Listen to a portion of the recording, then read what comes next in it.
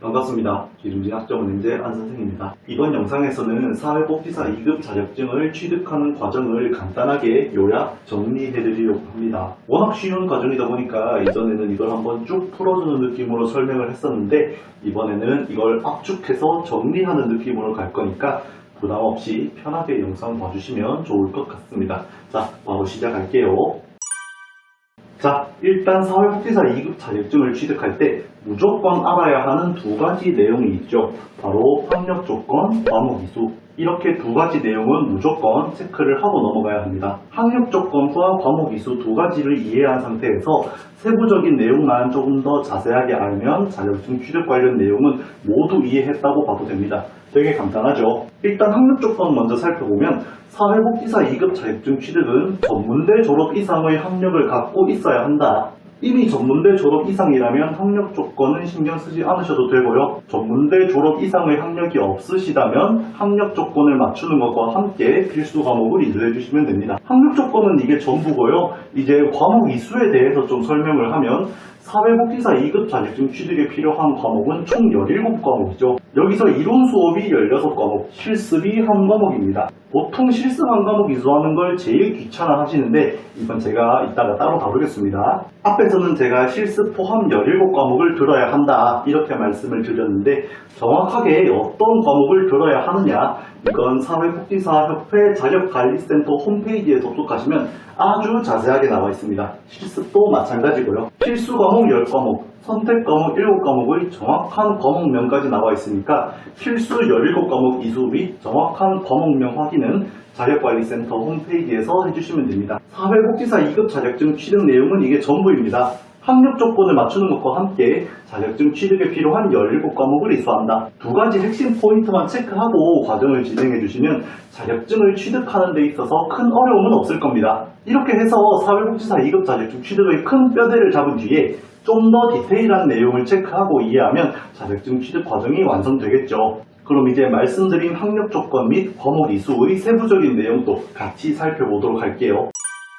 일단 들어야 하는 과목이 최소 17과목이다 보니까 학력 조건과는 무관하게 최소 3학기 이상 공부를 진행하시게 됩니다. 물론 고졸 학력으로 시작하시는 분들도 학점은행대로 하시면 3학기 안에 취득할 수는 있지만 학위 취득에 필요한 학점도 같이 얻으셔야 하기 때문에 똑같은 기간이라도 과정이 좀 더 빠듯해지겠죠. 그래서 고졸 학력으로 시작하시는 분들은 공부 기간을 일단은 2년으로 잡으시고 내가 공부 일정에 좀 여유가 있다 그러면 그때 기간을 줄이는 방식으로 계획하는 걸 권장드립니다. 학력 조건 맞추는 건 공부하시면서 학점을 보충해주면 될 문제고 필수 과목 중 이론 수업을 듣는 것도 자격관리센터 홈페이지에서 어떤 과목을 들어야 할지 다 나오다 보니까 크게 어려운 부분은 없을 겁니다. 그런데 이제 실습 1과목, 얘가 이제 학습자분들의 발목을 많이 잡을 거라고 생각을 해요. 그래서 실습은 조만간 제가 실습 요약 정리본을 한번 업로드 하려고 하는데 일단 이번 영상에서 실습에 대해 간단하게 정리를 하면 실습 안에서 알아야 할 건 크게 두 가지가 있어요.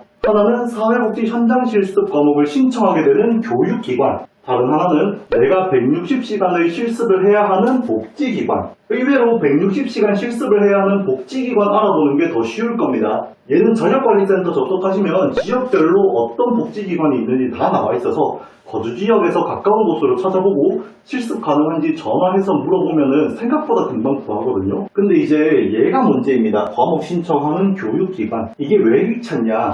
얘가 세미나 수업이 있습니다. 160시간 현장 실습과는 무관하게 교육기관에서 이수하게 되는 세미나 수업이 따로 있는데 교육기관마다 출석 일수가 같은 것도 아니고 출석 장소도 기관에서 지정한 곳으로 출석해야 하거든요. 복지기관과는 다르게 교육기관에서 지정해준 곳으로 가서 세미나를 해야 하는 것이다 보니까 이거는 거주지역 근처로 알아보는 것이 좀 까다롭기는 합니다. 그래서 세미나 수업 출석 장소의 경우 거주지역과는 조금 멀더라도 어느 정도 타협을 하는 게 좋고요. 추가로 세미나 수업은 웬만하면 5회 이하인 교육원에서 신청하세요.